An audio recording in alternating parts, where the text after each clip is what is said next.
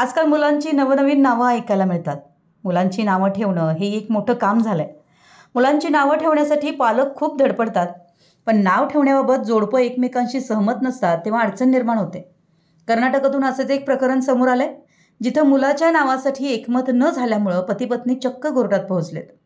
मुलाचा जन्म झाल्यानंतर विश्रांती घेण्यासाठी आणि बाळंतपणातून रिकव्हर होण्यासाठी पालकांच्या घरी जाणं ही भारतीय महिलांसाठी सामान्य बाब आहे. कर्नाटकात पती-पत्नीमध्ये वाद सुरू झाला जेव्हा 26 वर्षीय पुरुषानं स्वतःच्या मुलाच्या नामकरण समारंभाला हजेरी लावली नाही. या कपलच्या मुलाचा जन्म 2021 मध्ये झाला. त्यांच्या 21 वर्षीय पत्नीनं मुलाच्या नामकरण समारंभाचं आयोजन केलं होतं. पत्नीनं मुलाचे नाव आधी ठेवण्याचा सल्ला दिला होता, जो पतीला मान्य नव्हता. त्यांनी मुलाचं नाव शनी ठेवण्याचा सल्ला दिला होता. पुढे काही महिने उलटले तरी महिला आईच्याच घरी होती.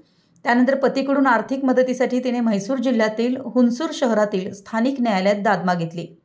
महिलेचे वकील MR हरीश यांनी सांगितलं की ही महिला घटस्फोटाची मागणी करायला लागली. इथपर्यंत हे प्रकरण पोहोचले. ती गृहिणी आहे म्हणून तिला देखभालीचे पैसे हवे असं वकिलांनी सांगितलं.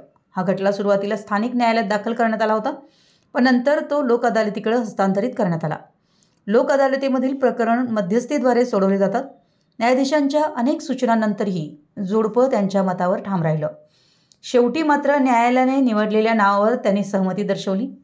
मुलाचं नाव आता आर्यवर्धन ठेवण्यात आलं आहे. याचा अर्थ कुलीन असा होतो, असं सौम्या सांगतात. त्यानंतर जोडप्यानं एकमेकांना शुभेच्छा दिल्या आणि संसार पुढे चालू ठेवण्यासाठी ते कोर्टातून आनंदाने निघून गेले.